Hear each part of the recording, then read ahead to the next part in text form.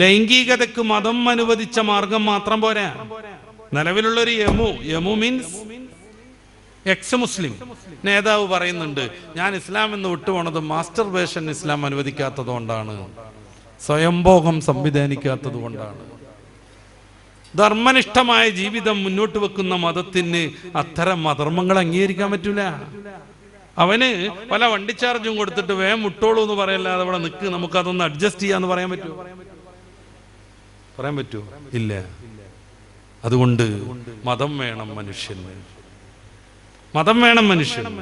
ഇസ്ലാമിനെതിരെയുള്ള വലിയൊരു ആരോപണമാണ് രവിചന്ദ്രൻ സി, നിങ്ങളുടെ തിരുവനന്തപുരത്തുകാരനാണ്, അവനൊക്കെ നടത്തുന്ന പ്രധാനപ്പെട്ട ഒരു ആരോപണമാണ് ഇസ്ലാം കോപ്പയാണെന്ന്. മഗ് എന്നുള്ള അർത്ഥത്തിനുള്ള കോപ്പ കപ്പൊന്നുമല്ല ഞാൻ ഉദ്ദേശിച്ചത്, പിന്നെ കൊതിപ്പിക്കലും പേടിപ്പിക്കലുമാണെന്ന്. ഇന്നതൊക്കെ ചെയ്തോ എന്നാ സ്വർഗം കിട്ടുമെന്ന് പറഞ്ഞ് കൊതിപ്പിക്കും, ഇന്നതൊക്കെ ചെയ്താൽ നരകം കിട്ടുമെന്നും പറഞ്ഞ് ഭീഷണിപ്പെടുത്തും. ഇതാണ് ഇസ്ലാം എന്ന് പരിഹാസ്യ രൂപേണ അവർ കിട്ടുന്ന വേദിയിലൊക്കെ പറയാറുണ്ട്. ആത്മാഭിമാനത്തോടെ നമുക്ക് പറയാം ഇസ്ലാം കോപ്പയാണെന്ന്. എന്താ കൊതിപ്പിക്കലും പേടിപ്പിക്കലും എത്ര മോശമാണ്. ഒരു ടീച്ചർ പറയാണ്, നാളെ ഹോംവർക്കൊക്കെ കൃത്യമായിട്ട് ചെയ്തു വന്നാൽ സമ്മാനം കിട്ടും എന്ന് പറഞ്ഞാൽ അതൊരു മോശമാണോ? അതൊരു മോശമാണോ? ഈ ഒരു കൊതിപ്പിക്കലും പേടിപ്പിക്കലും ഇല്ലെങ്കിൽ മനുഷ്യ സമൂഹം വളരെ മനോഹരമായി മുന്നോട്ട് പോകും.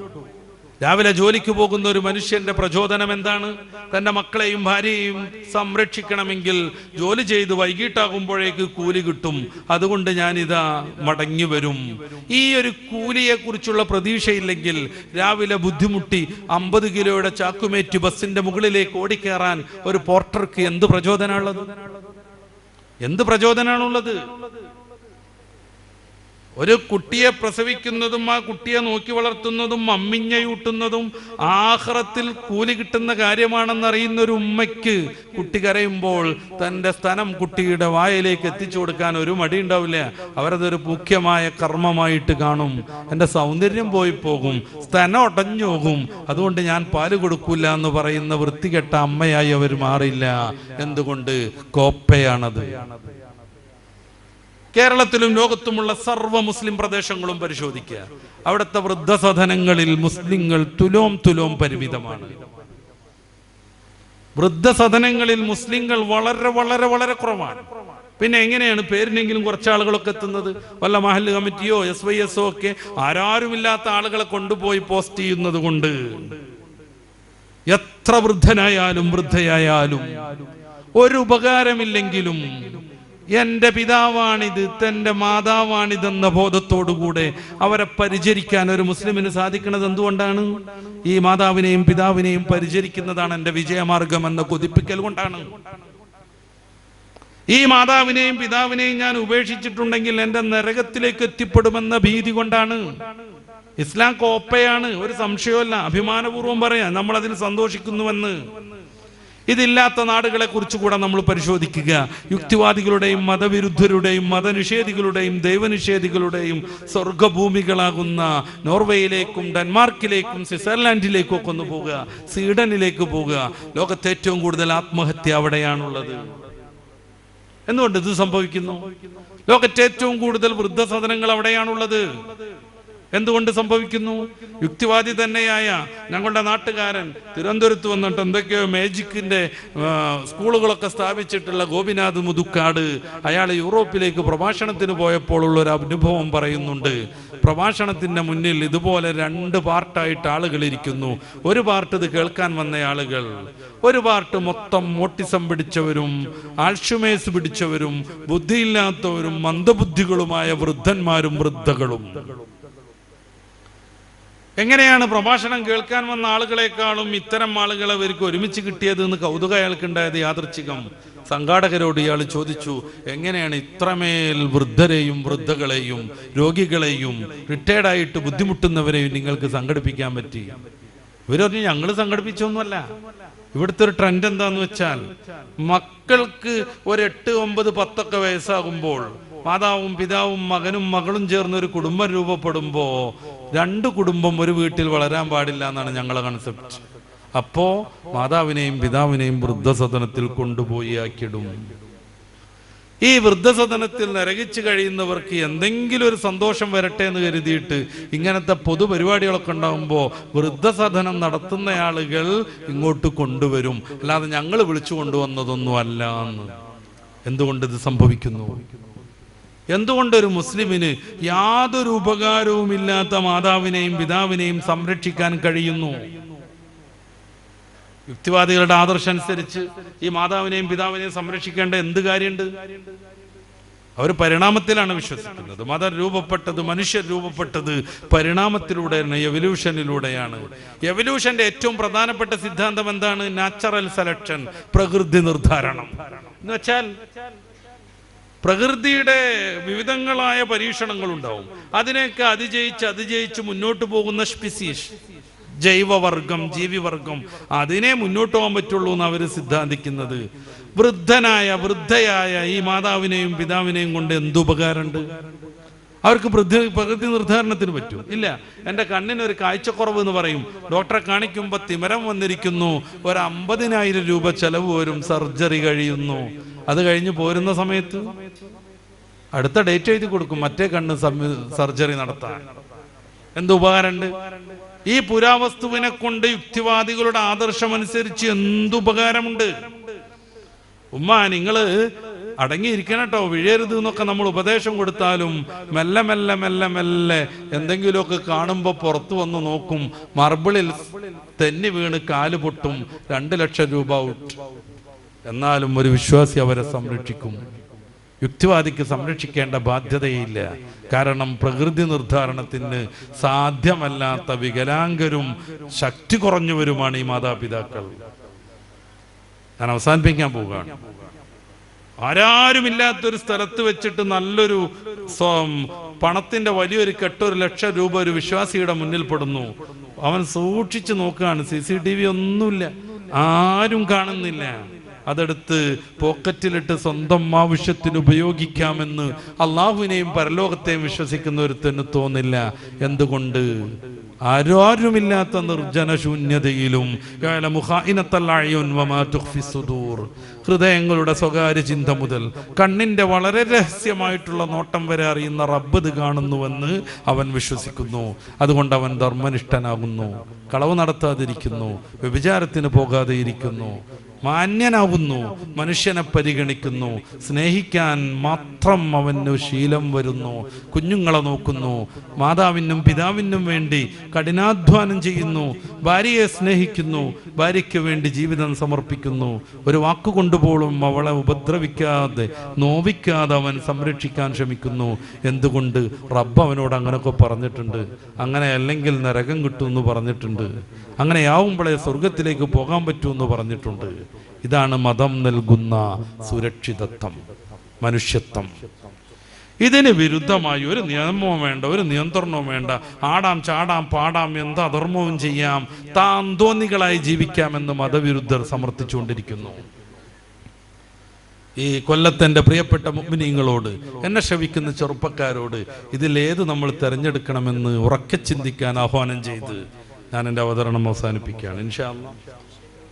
ഇൻഷാ അല്ലാഹ് കുറച്ച് സമയം നമ്മുടെ സംശയങ്ങൾ തീർക്കൽ കൂടെയുണ്ട്. ഞാൻ നമ്മുടെ സഹോദരന്മാരോട് പറഞ്ഞത് ഒരു 10:15 ഞാൻ നിർത്തും, എന്നിട്ട് സംശയം തീർക്കാമെന്നാണ്. ഏകദേശം അതിൻ്റെ പരിസരത്ത് തന്നെയാണ് 5 മിനിറ്റേ കൂടിയിട്ടുള്ളൂ. ഇനിയുള്ള സമയം കൂടെ വളരെ പെട്ടെന്ന്, വളരെ മൗലികമായുള്ള സംശയം ഉണ്ടെങ്കിൽ അത് ചോദിച്ച് നമുക്ക് തീർക്കാം. അള്ളാഹു അനുഗ്രഹിക്കട്ടെ. അള്ളാഹു നമ്മെയും നമ്മളോട് ബന്ധമുള്ളവരെയും പരിശുദ്ധ ഇസ്ലാമിൽ തന്നെ ഉറച്ചു നിർത്തി മുഅ്മിനീങ്ങളായി ജീവിച്ച് മുഅ്മിനീങ്ങളായി മരിച്ച് സ്വർഗം നേടുന്ന ഭാഗ്യവാന്മാരിൽ ഉൾപ്പെടുത്തുമാറാവട്ടെ. റബ്ബനാ ആതിനാ ഫിദ് ദുനിയാ ഹസന വഫിൽ ആഖിറതി ഹസനത വഖിനാ അദാബന്നാർ. ആമീൻ ബിറഹ്മതിക യാ അർഹമർ റഹീമീൻ.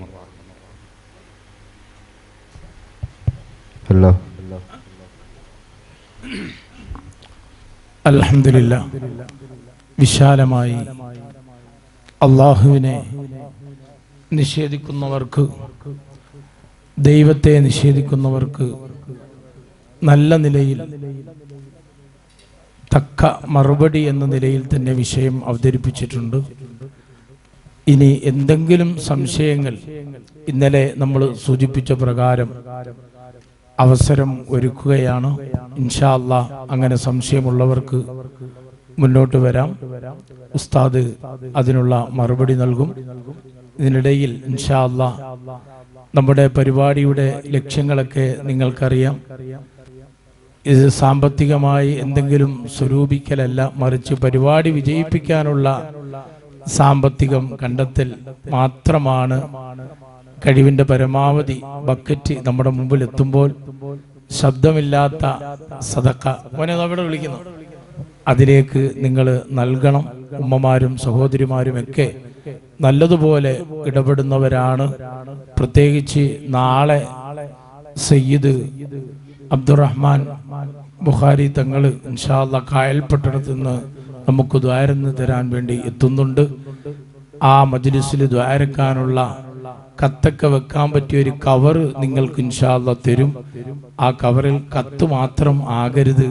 ഇൻഷാ അല്ലാഹ് നമ്മുടെ പരിപാടി കടമില്ലാതെ വിജയിക്കാൻ വേണ്ടിയുള്ള സംഭാവനയും ആ കത്തിലൂടെ നിങ്ങൾ നൽകണമെന്ന് ഓർമ്മപ്പെടുത്തി ഇൻഷാ അല്ലാഹ് ചോദ്യങ്ങൾ വേണ്ടി അവസരം ഒരുക്കുന്നു.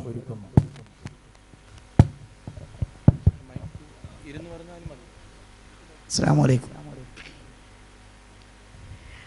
ഇതിപ്പം എൻ്റേതായിട്ട് എൻ്റെ ചോദ്യമല്ല, കാരണം നമ്മളിലേക്ക് പലരും ചോദിച്ചൊരു ചോദ്യമാണ്. നമ്മൾക്ക് സ്വയം ഉസ്താദിൻ്റെ തന്നെ ഇബാന ക്ലാസ്സിലൂടെ ആ സംശയങ്ങളൊക്കെ തീർന്നതാണ്.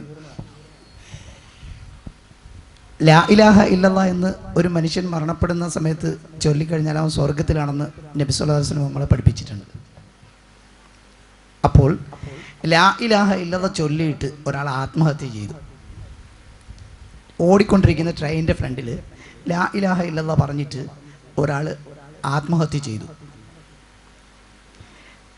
എന്താ ഉസ്താദ് അതിൻ്റെ ഇതെന്താണ്? ഒരാൾ സ്വർഗത്തിലാണോ നരകത്തിലാണോ എന്ന് ഒരു വ്യക്തിയെക്കുറിച്ച് നമുക്ക് ഉറപ്പിച്ചു പറയാനേ പറ്റില്ല. അതാണല്ലോ ചില രാഷ്ട്രീയക്കാരൊക്കെ ഗാന്ധിജി സ്വർഗത്തിലാണ്, മദർ തെരേസ സ്വർഗത്തിലാണെന്നൊക്കെ പറഞ്ഞുതരും. ഒരാൾ സ്വർഗത്തിലാണ് നരകത്തിലാണെന്ന് പറയാൻ നബിതങ്ങൾ പറഞ്ഞതോ ഖുർആനിലുള്ളതേ നമുക്ക് പറ്റുള്ളൂ. ഇപ്പോൾ ഉദാഹരണമായിട്ട് അബൂലഹബ് നരകത്തിലാണ്, കാരണം സൂറത്തുൽ മസദിൽ അള്ളാഹു അത് പറഞ്ഞിട്ടുണ്ട്. സിദ്ദീഖ് റളിയല്ലാഹു അൻഹു, ഉമർ റളിയല്ലാഹു അൻഹു, ഉസ്മാൻ തങ്ങൾ, ഇങ്ങനെ 10 പേരെ എണ്ണിയിട്ട് റസൂൽ തങ്ങൾ അവർ സ്വർഗത്തിലാന്ന് പറഞ്ഞിട്ടുണ്ട്. അവർ സ്വർഗത്തിലാന്ന് നമുക്ക് പറയാൻ പറ്റും. അതല്ലാതെ ഒരാൾ മരിച്ചു, അയാൾ സ്വർഗത്തിലാണോ നരകത്തിലാണോ ഇത് നമുക്ക് പറയാൻ പറ്റില്ല, വ്യക്തിപരമായിട്ട് പറയാൻ പറ്റില്ല. പിന്നെ പൊതുവെ നമ്മൾ പറയുന്ന സംഗതിയാണ്, ഹദീസിലൊക്കെ ഉള്ളതാണ്, ആത്മഹത്യ ചെയ്തയാൾ എന്തായിരിക്കും? നരകത്തിൽ അത് ശിക്ഷ അനുഭവിച്ചുകൊണ്ടിരിക്കും. എന്ന് വെച്ചാൽ എന്നും അനുഭവിക്കുന്നല്ല, അദ്ദേഹത്തിൻ്റെ ഈ ഒരു തെറ്റിന് പണിഷ്മെന്റ് കഴിയോളം അയാൾ അത് അനുഭവിക്കും. മുഅ്മിനായി മരിക്കുന്ന ഒരു മനുഷ്യൻ ഒരിക്കലും നരകത്തിൽ നിത്യമായി വസിക്കൂല. മുഅ്മിനായി മരിക്കുന്ന ഒരു മനുഷ്യൻ എത്ര പാപിയാണെങ്കിലും എന്നും നരകത്തിലാവുക എന്നുള്ള പരിപാടിയില്ല. നേരെ മറിച്ച് അള്ളാഹു ഉദ്ദേശിക്കുന്ന പ്രത്യേക സമയത്ത് നബിതങ്ങളുടെ ശഫാഅത്ത് കിട്ടുന്ന സമയത്തൊക്കെ അവർ അതിൽ നിന്ന് രക്ഷപ്പെടും. അപ്പോ പൊതുവെ ലാ ഇലാഹ ഇല്ലല്ലാഹ് ചൊല്ലി മരിക്കുന്നത് നല്ലൊരു ലക്ഷണമാണ് എന്നാണ് റസൂലുള്ളാഹി സ്വല്ലല്ലാഹു അലൈഹി വസല്ലം തങ്ങൾ ആ ഹദീസിൽ പറയുന്നത്. ഒരാൾ ലാ ഇലാഹ ഇല്ലല്ലാഹ് ചെല്ലാതെ മരിച്ചാൽ നരകത്തിൽ പോകുമോ? അതില്ലല്ലോ. ലാ ഇലാഹ ഇല്ലല്ലാഹ് ചൊല്ലി മരിക്കുകയാണെങ്കിൽ സ്വർഗത്തിലാണ് എന്ന് റസൂൽ ലാ ഇലാഹ ഇല്ലല്ലാഹയുടെ പ്രത്യേകതയിൽ ഊന്നി നിൽക്കാൻ വേണ്ടിയിട്ട് നമ്മളോട് പറയുന്നുണ്ട്. ലാ ഇലാഹ ഇല്ലല്ലാഹ് അല്ല ലാസ്റ്റ് ഒരാളുടെ വാക്കെങ്കിൽ അയാൾ നരകത്തിലാണോ? അല്ല. ഹബീബായ നബിതങ്ങൾ ആ അവസാനം പറഞ്ഞത് ലാ ഇലാഹ ഇല്ലല്ലാഹ് അല്ല, ഇല്ല റഫീഖിൽ അഅ്ലാ എന്നാണ്. പണ്ഡിതന്മാർ ചർച്ച ചെയ്യുന്നുണ്ട്, എന്തിനാണ് റസൂലുള്ളാഹി തങ്ങൾ അർ-റഫീഖുൽ അഅ്ലാ എന്നും പറഞ്ഞു മരിച്ചത്? മൻഖാല ലാ ഇലാഹ ഇല്ലല്ലാഹ്, മരിക്കണ സമയത്ത് ലാ ഇലാഹ ഇല്ലല്ലാഹ് ഇല്ല സ്വർഗത്തിലാണെന്ന് പറഞ്ഞ റസൂല് തന്നെ എന്തിനാണ് ലാ ഇലാഹ ഇല്ലല്ലാഹ് അല്ലാതെ അർ-റഫീഖുൽ അഅ്ലാ ഉന്നതനായ കൂട്ടുകാരൻ്റെ അടുത്തേക്ക് എന്നും പറഞ്ഞു മരിച്ചത്? പണ്ഡിതന്മാർ ചർച്ച ചെയ്യുന്നുണ്ട്. കുറേ മുഅ്മിനീങ്ങൾക്ക് ലാ ഇലാഹ ഇല്ലല്ലാഹ് എല്ലാം പറ്റിക്കൊള്ളണം എന്നില്ല, അവരൊക്കെ നരകത്തിലാന്ന് വിചാരിക്കാതിരിക്കാൻ വേണ്ടിയിട്ടാണ് എന്നാണ്. അപ്പൊ ലാ ഇലാഹ ഇല്ലല്ലാഹ് ചൊല്ലി മരിക്കൽ ഒരു നല്ല ശുഭാപ്തിയാണ് എന്നാണ് ആ ഹദീസിന്റെ അർത്ഥം. ലാ ഇലാഹ ഇല്ലല്ലാഹ് ചൊല്ലി മരിച്ച ആളുകളോ മരിക്കാത്ത ആളുകൾ നരകത്തിലാണ് എന്നോ, ഒരാൾ റസൂല് പറഞ്ഞതിന് വിരുദ്ധമായി ലാ ഇലാഹ ഇല്ലല്ലാഹ് ഒക്കെ ചൊല്ലിയിട്ട് മൂപ്പര് ആത്മഹത്യ ചെയ്താൽ അയാൾക്കൊരു ശിക്ഷ ഉണ്ടാവൂല എന്നോ അല്ല അതിന്റെ അർത്ഥം. ബിസ്മിയല്ലേ കള്ളുടിച്ചാൽ എങ്ങനെ ഉണ്ടാവും? ബിസ്മിയല്ലല്ലോ നല്ല സംഗതിയാണ്, പക്ഷെ കള്ളുടിക്കുമ്പോ ബിസ്മില്ല. വ്യഭിചരിച്ചുകൊണ്ടിരിക്കുമ്പോ എടീ പെണ്ണെ തലേ തട്ടട്, അവറത്ത് കാട്ടാൻ പറ്റൂല എന്ന് പറഞ്ഞാൽ എങ്ങനെ ഉണ്ടാവും? അതൊക്കെ ഓരോ നല്ല കാര്യങ്ങളാണ്. പക്ഷെ വ്യഭിചാരത്തിന്റെ തെറ്റ്, കള്ളുടിച്ചതിന്റെ ശിക്ഷ കിട്ടുക തന്നെ ചെയ്യും. അപ്പോ ലാ ഇലാഹ ഇല്ലല്ലാഹ് ആത്മഹത്യ ചെയ്താൽ, ഞാൻ നേരത്തെ പറഞ്ഞു ഇന്ന വ്യക്തി എന്നുള്ള ചോദ്യത്തിന് അർത്ഥമല്ല, പൊതുവെ അവര് നേരെയാട് സ്വർഗത്ത് പോകും എന്നല്ല അതിന്റെ അർത്ഥം. അവർക്ക് അതിനുള്ള ശിക്ഷകൾ കിട്ടും, അതിന്റെ ശേഷം അവർ സ്വർഗത്ത് പോകും. ലാ ഇലാഹ ഇല്ലല്ലാഹ് അല്ലാതെ മരിച്ചു വരുത്തിയിട്ട് ഫുള്ള് നരകത്തിലാന്ന് അങ്ങനെയും വിചാരമല്ല. ഒരാൾ ലാ ഇലാഹ ഇല്ലല്ലാഹ് ചെല്ലാതെ മരിച്ചു, അയാൾ സ്വർഗത്തിലാവാം. ലാ ഇലാഹ ഇല്ലല്ലാഹ് അല്ലാതെ മരിച്ച ആൾ നരകത്തിലും ആവാം. അതാണ് അതിൽ നിന്ന് മനസ്സിലാക്കേണ്ടത്. ഇൻഷാ അല്ലാഹ് ഒരു ക്വസ്റ്റ്യൻ കൂടെ, അത് നമ്മളോട് ഇങ്ങനെ ഈ പറഞ്ഞ ചിന്താഗതി ഇങ്ങനെ ഓരോ ചോദ്യത്തിനും ഇതിൻ്റെതല്ല എന്ന് പറയേണ്ട കാര്യമല്ല. ഇവിടെ ഉള്ളതൊക്കെ നല്ല മുഅ്മിനീങ്ങളാണ്. അവർക്ക് പലപ്പോഴായിട്ട് കേട്ട സംശയമോ അല്ലെങ്കിൽ അവരുടെ കൂട്ടുകാരതൊക്കെ ആയിരിക്കും. അത് ഞാൻ ആമുഖമായിട്ട് പറയാണ്. എന്താ വെച്ചാൽ എല്ലാവരും ഇങ്ങനെ ഒരു മുൻകൂർ ജാമ്യം എടുക്കേണ്ട കാര്യമല്ല കേട്ടോ. ചോദ്യം ചോദിച്ചാൽ മതി ഇൻഷാ അല്ലാഹ്.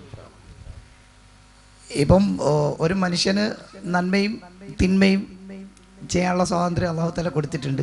ഒരു മനുഷ്യന് അല്ലാഹു തആല ഇതേ സംവിധാനത്തോട് തന്നെയാണ് സൃഷ്ടിച്ചിരിക്കുന്നത്. അപ്പം അങ്ങനെ ഇതെല്ലാം അറിഞ്ഞുകൊണ്ട് തന്നെ സൃഷ്ടിച്ച അല്ലാഹു തആല എന്തുകൊണ്ടാണ് പിന്നെ ആ മനുഷ്യനെ ഇങ്ങനെ ആക്കുന്നത്? ഇപ്പോൾ കുറേ പേരെ നല്ലവരാക്കുന്നു, കുറേ പേരെ ഈ പറഞ്ഞ രീതി കള്ളുകൂടിയനും മറ്റുള്ള രീതിയിലേക്ക് മാറ്റുന്നു. അപ്പം ഇത് അല്ലാഹു തആല തന്നെ ഇതാക്കുന്നില്ലേ? ഈ ആക്കണത് അള്ളാഹു ആണെന്ന് പറയുന്നിടത്താണ് അതിന്റെ പ്രശ്നം. ആക്കണത് അള്ളാഹു അല്ല, ഈ ആവണവും തന്നെയാണ്. എന്ന് വെച്ചാൽ ഞാൻ ഉദാഹരണം പറഞ്ഞാൽ എങ്ങനെയാണ്, ഞാനിങ്ങനെ കാർ ഓടിച്ചു വരികയാണ്. ആ കാറ് വലതുവശത്തേക്കും ഇടതുവശത്തേക്കും തിരിക്കാൻ പറ്റും എന്ന് സങ്കല്പിച്ചോളൂ. സാധാരണ അങ്ങനെയല്ലേ കാറൊക്കെ ഉണ്ടാവുക അല്ലേ? എന്നിട്ട് വലതുവശത്ത് നല്ല സൂപ്പറായ റോഡുണ്ട്, ഇടതുവശത്ത് ആകെ ഗട്ടറൈസ്ഡ് കുണ്ടും കുഴിയൊക്കെ ഉള്ള റോഡുണ്ട്. അത് പോയി വീണത് അഗാധമായൊരു കുഴിയിലേക്കാണ്, അതിലാകെ മുള്ളും കമ്പിയൊക്കെ വിതറിയിട്ടുണ്ട്. അവിടെ എത്തി. ഇപ്പൊ നമ്മളിങ്ങനെ ടീ പോലെ ആവുകയാണ് കേട്ടോ, റോഡ് ടീ പോലെ ആവുകയാണ്. ഈ വലതുവശത്തേക്ക് പോണത് നല്ല റബ്ബറൈസ്ഡ് നല്ല അടിപൊളി ലൈറ്റൊക്കെ വെച്ച റോഡാണ്. ഇടതുവശത്തേക്ക് പോണത് പറ്റേ മോശം പിടിച്ച റോഡാണ്. അവിടെ എത്തിയിട്ട് ഡ്രൈവറാകുന്ന ചങ്ങാതി ഇടതുവശത്തേക്ക് വണ്ടി വിട്ടു, ടയർ പഞ്ചറായി വീണു, കുഴിയിലൊക്കെ വീണു. ഈ കാറ് നിർമ്മിച്ച ചങ്ങാതിമാര് ഇടതുവശത്തേക്ക് തിരിക്കുമ്പോൾ അത് തിരിയണ സംവിധാനം ഉണ്ടാക്കിയിട്ടാണ് ഞാൻ അങ്ങനെ കൊണ്ടുപോയത് എന്ന് അവൻ ആക്ഷേപിച്ച് എങ്ങനെ ഉണ്ടാവും? അവങ്ങനെ വിചാരിക്കുകയാണ്, എൻ്റെ കാർ എങ്ങനെ തിരിച്ചാലും വലതുവശത്തേക്കേ പോവായിരുന്നു എങ്കിൽ ഞാൻ എന്തായാലും ഇടതുവശത്ത് കൊണ്ടു കയറൂലായിരുന്നല്ലോ, എൻ്റെ കാറ് കേടുവരൂലായിരുന്നല്ലോ, വീഴൂലായിരുന്നല്ലോ എന്നൊക്കെ ഒരാൾ വിചാരിച്ചു എന്ന് കരുതിക്കോളൂ. എന്നിട്ട് കാർ കമ്പനിയെ കുറ്റപ്പെടുത്തിയാൽ എങ്ങനെ ഉണ്ടാവും? സത്യത്തിൽ ഇടതുവശത്തേക്കും വലതുവശത്തേക്കും തിരിക്കാൻ പറ്റും വിധത്തിലാണ് കാറ് സംവിധാനിച്ചിട്ടുള്ളത്.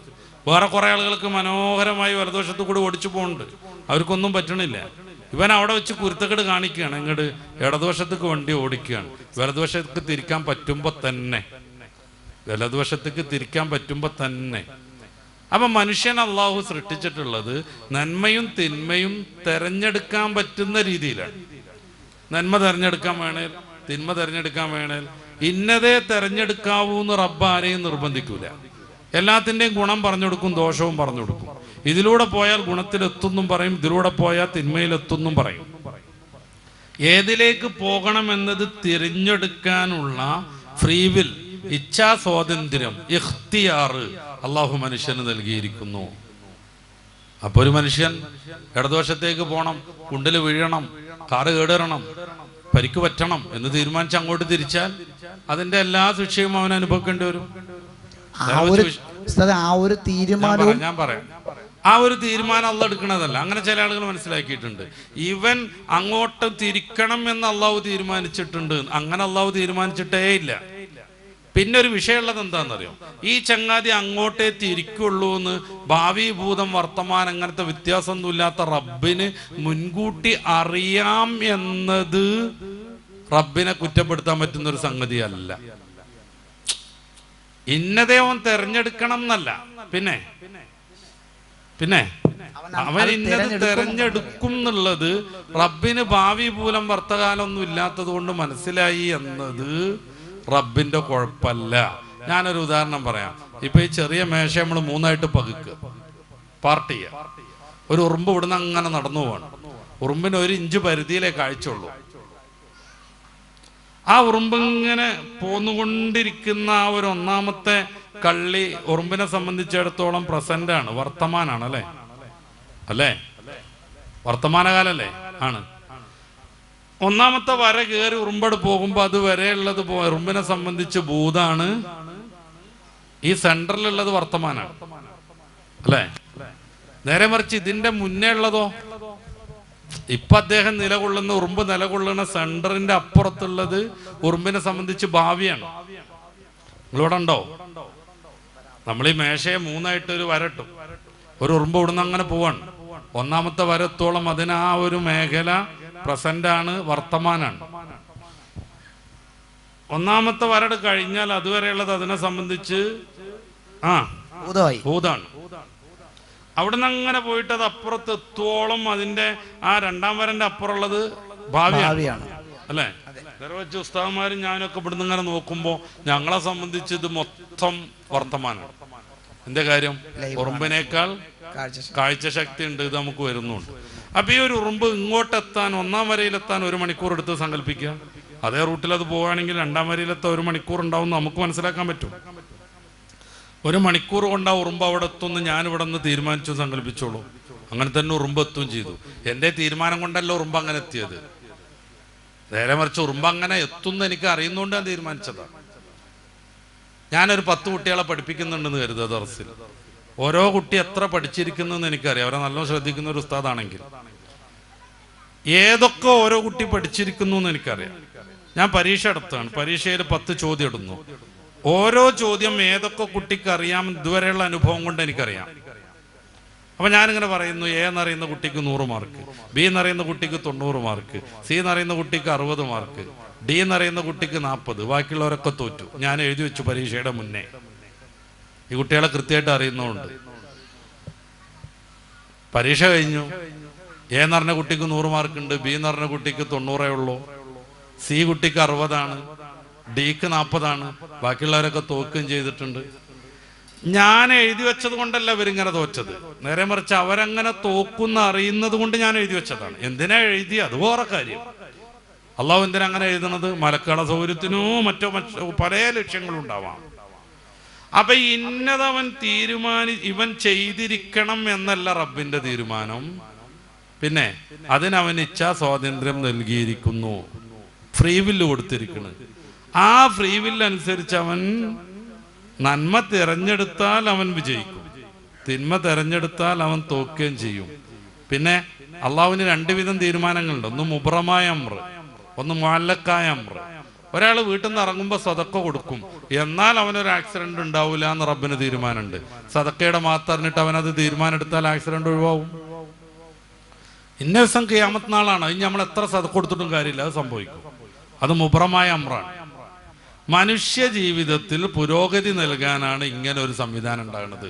കാരണം ഈ ഒരു പ്രതീക്ഷ വിജയിക്കാൻ പറ്റും, എൻ്റെ തീരുമാനം അനുസരിച്ചാണ് കർമ്മഫലം എന്ന ബോധം ഉണ്ടാവുമ്പോൾ മനുഷ്യൻ എപ്പോഴും എനർജറ്റിക് ആവും.